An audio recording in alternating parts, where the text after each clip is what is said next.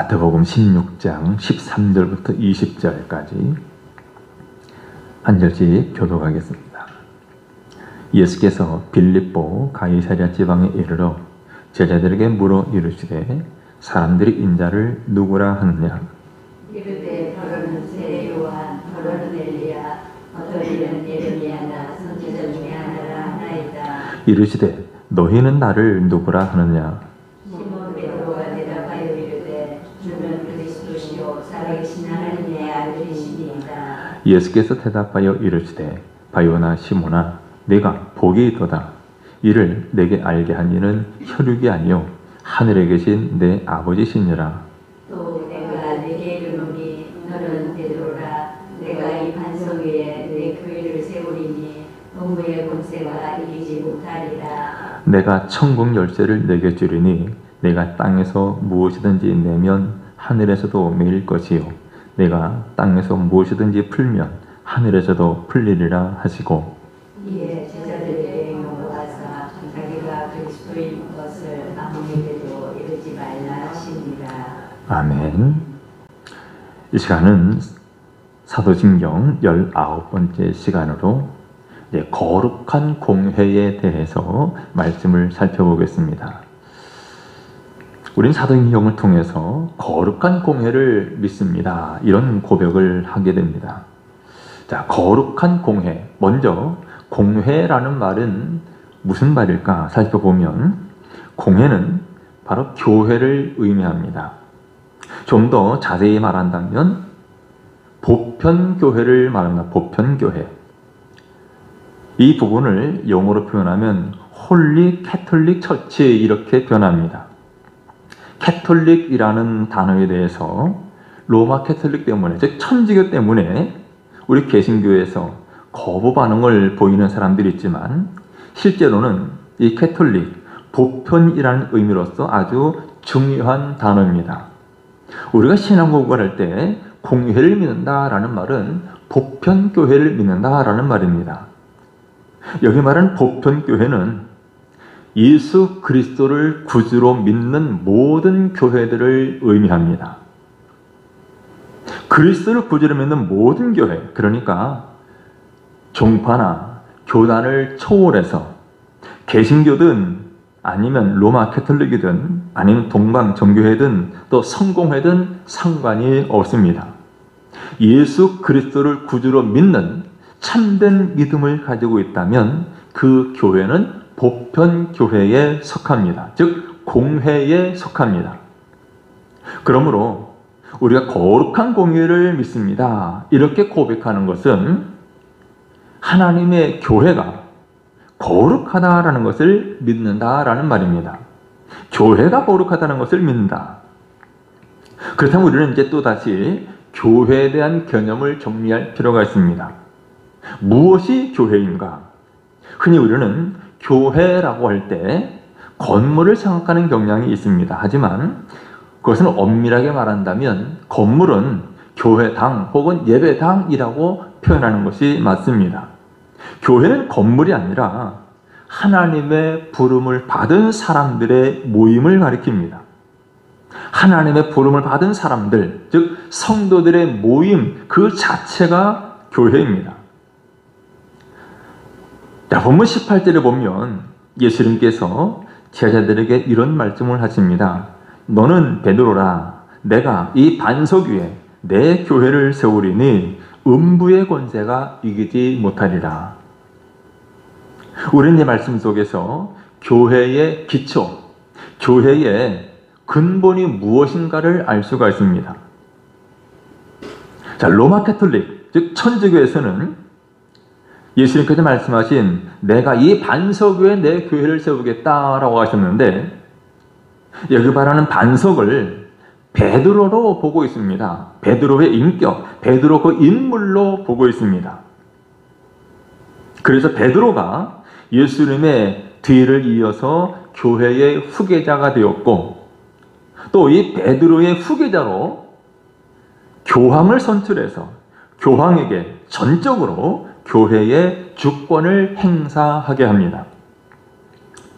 하지만 우리 개신교회는 바로 이 반석이라는 말을 베드로의 인격이 아니라 베드로 인물이 아니라 그가 고백한 신앙 고백으로 보고 있습니다. 예수님께서 제자들에게 물으셨습니다. 사람들이 인자를 누구라고 하느냐? 사람들이 나를 뭐라고 말하느냐? 그러자 제자들이 대답합니다. 어떤 사람들은 세례 요한이라고 하고 어떤 사람들은 엘리야라고 하고 또 어떤 사람들은 예레미야 혹은 선지자 중에 하나입니다. 이렇게 대답하고 있습니다. 그러자 예수님이 다시 물으십니다. 그러면 너희는 나를 누구라고 하느냐? 그때 시몬 베드로가 유명한 고백을 합니다. 16절에 말한 대로 주는 그리스도시요 살아계신 하나님의 아들이시니이다. 주는 그리스도시요 살아계신 하나님의 아들이십니다. 이것이 베드로의 신앙 고백이었습니다. 그러므로 오늘 우리 개신교회는 이 반석이라는 말, 예수님께서 베드로의 신앙 고백을 들으시고 그에게 하신 말씀이 18절 말씀이죠. 너는 베드로라. 내가 이 반석 위에 내 교회를 세우겠다. 이 반석, 여기 말하는 반석은 베드로의 신앙 고백을 의미합니다. 그러니까 교회는 베드로의 신앙 고백 위에 세워졌다라는 말이죠. 우리가 좀 더 자세히 살펴보면 이런 베드로가 어떤 인물입니까? 베드로의 인격, 그의 됨됨이를 한번 생각해 볼 필요가 있습니다. 베드로가 12 제자 중에 수제자였다라는 것은 확실합니다. 하지만 베드로가 얼마나 많은 실수를 범하고 있는지 모릅니다. 예수님께서 이렇게 제자들로부터 신앙 고백을 들으신 후에 비로소 예수님께서는 제자들에게 당신이 당할 순환에 대해서 말씀을 하십니다. 21절의 말씀 보면 내가 이제 사람들에게 유대계 지도자들에게 붙잡혀서 고난을 받을 것이고 십자가에 달려 죽게 될 것이다. 비로소 당신의 순환에 대해서 예고하셨습니다. 그때 베드로가 22절에 보면 예수님을 붙들고 이렇게 말합니다. 주님 안 됩니다. 절대로 이런 일이 주님께 일어나서는 안 됩니다. 라고 항변했다 그랬죠. 여기 항변했다는 말은 대들었다는 말입니다. 여러분 정말 베드로가 예수님을 생각해서 그런 것일까? 의구심이 듭니다. 예수님을 생각해서가 아니라 자기 자신의 유익을 위해서였습니다. 예수님께서는 12 제자를 부르셨는데 예수님을 따라다니던 12 제자들, 베드로를 비롯한 다른 제자들, 그들 마음 한구석에는 지금 우리가 따르는 이 예수님, 이 예수님께서 얼마나 큰 능력을 가지셨는지 이적과 기사와 표적들을 보아왔습니다. 이분이야말로 우리를 로마로부터 해방시켜 줄 것이고 이분이 왕이 된다면 우리는 그 아래에서 높은 자리 하나씩은 얻을 것이다. 이런 생각을 해왔습니다. 그런데 정작 그렇게 훌륭하고 위대하고 능력이 많은 분이 고난을 받고 죽는다니 충격을 받을 수밖에 없습니다. 그래서 베드로는 절대로 그래서는 안 됩니다. 절대로 이런 일이 주님께 일어나서는 안 됩니다. 라고 항변 대들었습니다. 바로 이것이 베드로의 모습이었죠. 뿐만 아니라 베드로는 예수님 앞에 장담했습니다. 어떤 장담이냐면 다른 사람들은 다 버려도 다른 제자들은 다 예수님을 버리고 도망갈지라도 나는 결코 버리지 않겠습니다. 죽는 한이 있어도 끝까지 예수님을 따르겠습니다. 장담했습니다. 그런데 어떻습니까? 여종 앞에서 예수님을 모른다고 3번씩이나 부인했습니다. 이것이 베드로의 모습이에요. 또 예수님께서 십자가 달려 죽으셨습니다. 그리고 무덤에 장사되셨습니다. 예수님께서는 살아계실 때 내가 십자가 달려 죽지만 사흘만 다시 살아날 것이라고 말씀을 하셨지만 정작 베드로를 비롯한 제자들, 그들은 예수님의 부활을 전혀 생각지 않았습니다. 믿지 못했습니다. 그래서 그들은 옛날처럼 다시 고기잡이로 돌아갔습니다. 바로 이것이 베드로의 모습입니다.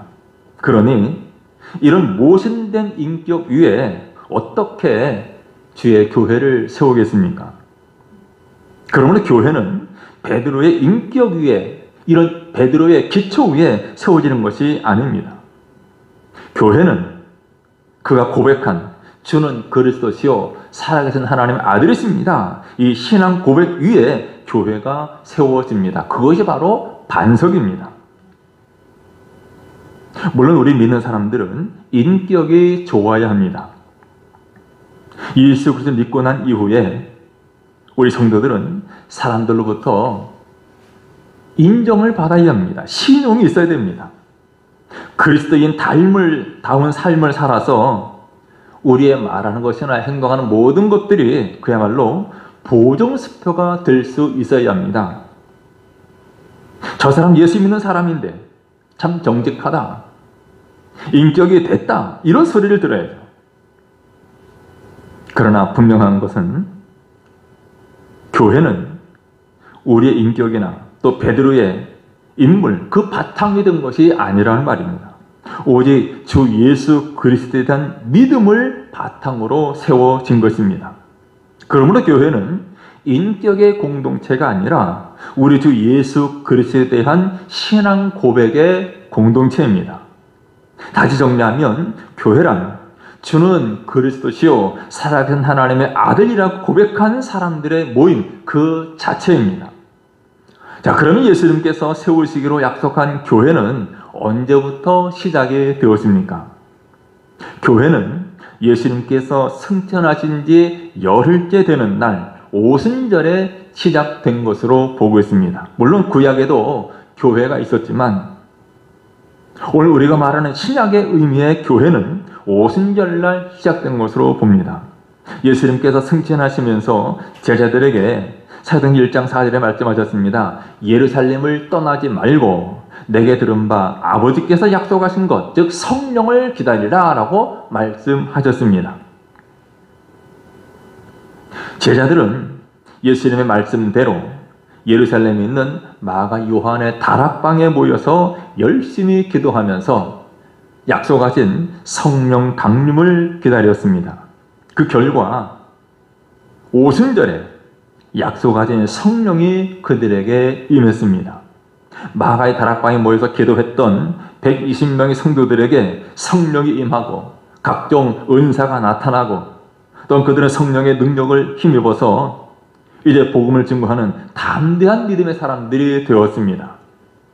바로 이것이 예루살렘 교회의 시작입니다. 즉 성령님께서 강림하신 오순절이 곧 교회의 생일입니다.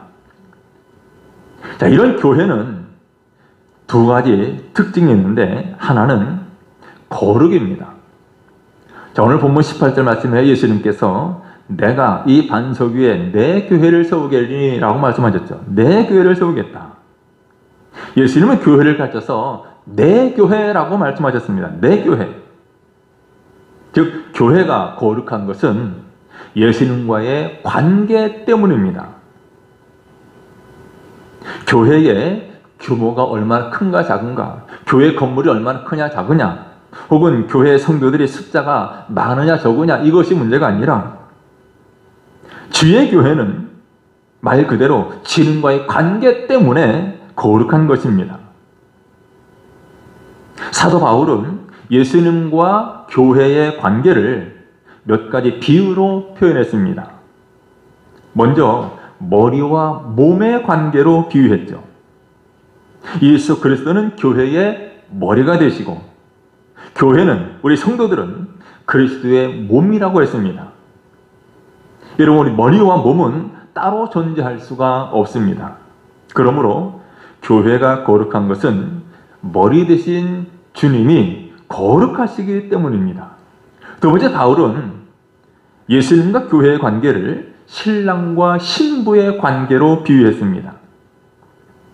예수님께서도 열처녀 비유 등을 통해서 자신과 또 믿는 성도들을 신랑과 신부의 비유에서 설명하시기도 하셨어요.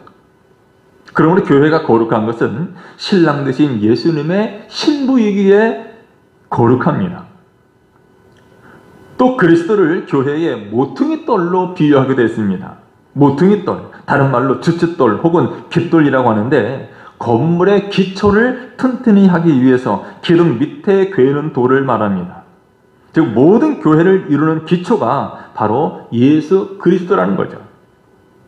여러분, 교회의 거룩함의 근거는 우리 사람들에게 있지 않습니다. 머리가 되시고 또 신랑이 되시며 모퉁이 돌이 되시는 예수 그리스도에게 있습니다. 교회는 사람들이 모인 사람들만의 교회가 아니라 교회는 내 교회, 주님의 교회입니다. 그리고 교회의 두 번째 특징이 있다면 보편적이고 우주적인 공동체라는 거예요. 앞서 설명한 대로 공회라고 하죠. 공회는 보편성을 의미한다고 했습니다. 쉽게 말하면 교회는 하나다라는 거예요. 현실 교회가 다양한 교파와 교단으로 분열되어 있지만 결국은 하나라는 고백입니다. 수많은 교단, 교파가 있습니다. 장로교나 또 감리교나 또 성결교나 침례교나 순복음교회나 많은 교단, 교파가 있지만 그 모든 교단, 교파 초월해서 주님의 교회는 하나라는 의미입니다. 그래서 사도 바울은 에베소 4장 4절에서 몸이 하나요 성령도 한 분이시니 이와 같이 너희가 부르심의 한 소망에서 부르심을 받았느니라 라고 했습니다.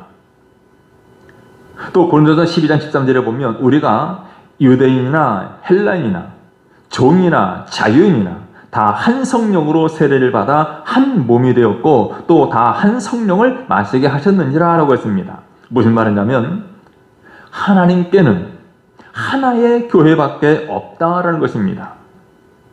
우리가 볼 때는 여러 교단이 있고 교파가 있지만 그러나 모든 교회는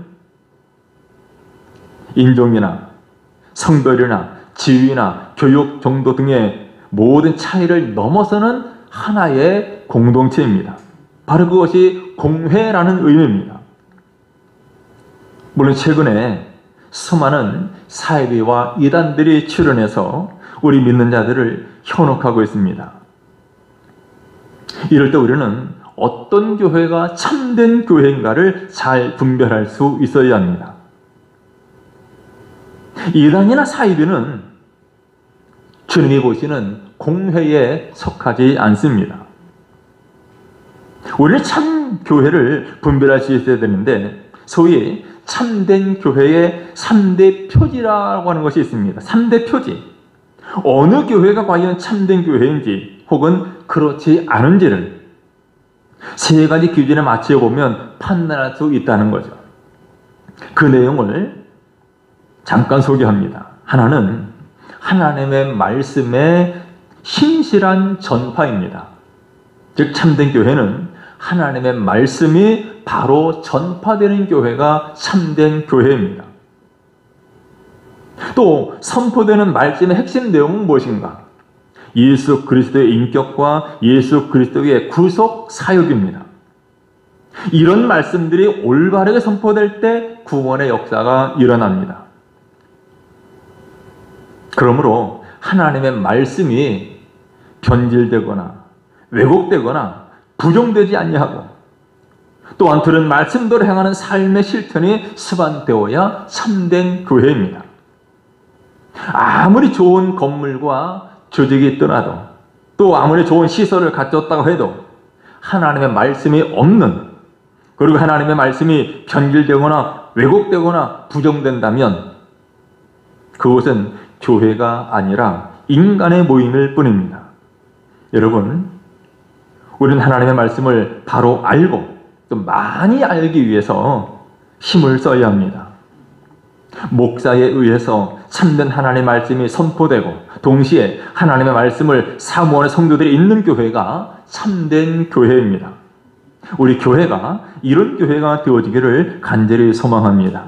두 번째로 참된 교회의 표지는 성례의 정당한 거행입니다.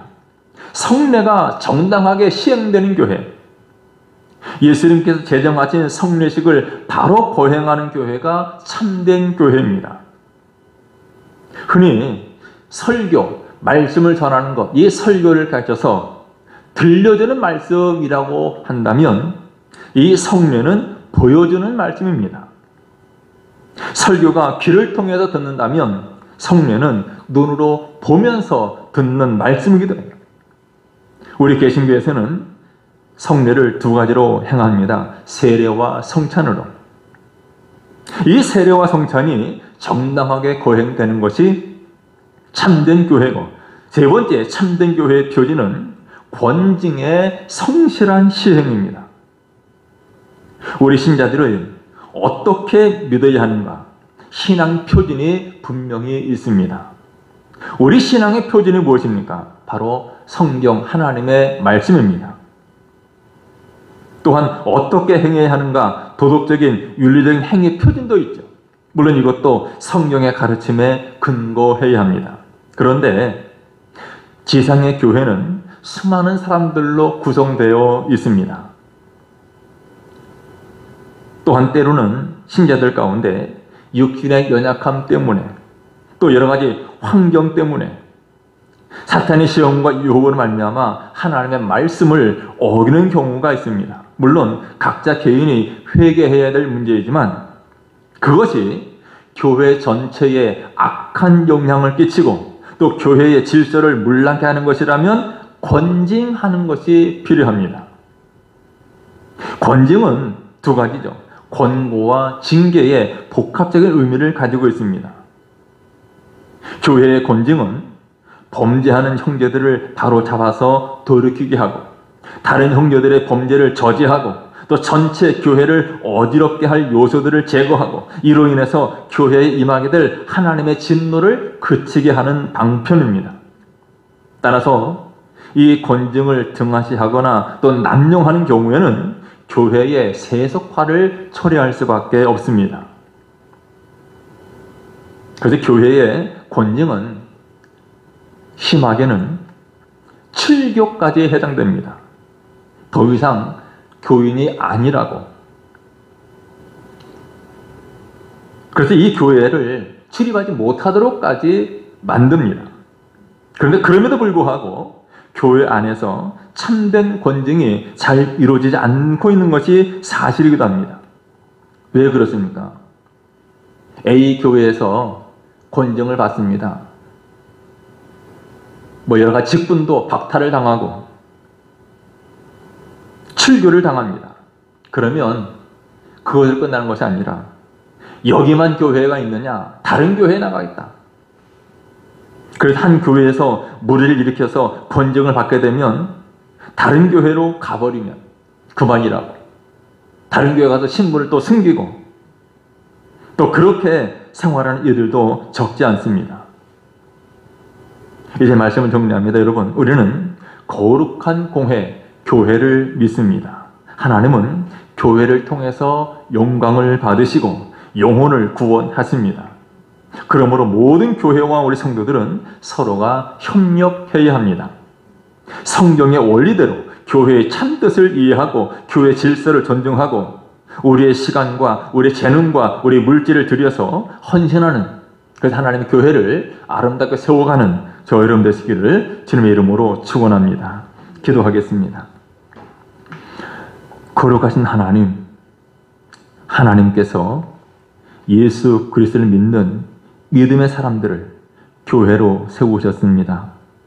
오늘 우리 모두가 주는 그리스도시요 살아계신 하나님의 아들이심을 고백하며 교회로 모였는데 우리 교회가 더욱 거룩하고 더욱 하나님 보시기에 아름다운 교회가 되게 하여 주옵소서. 우리 모두가 하나님의 미랄처럼 하나님 나라를 위하여 주의 영광 위하여 시간과 또 재능과 물질을 들여 헌신하게 하시고 우리 헌신을 통해서 하나님의 영광이 드러나게 해 주옵소서. 예수님의 이름으로 기도드리옵나이다. 아멘.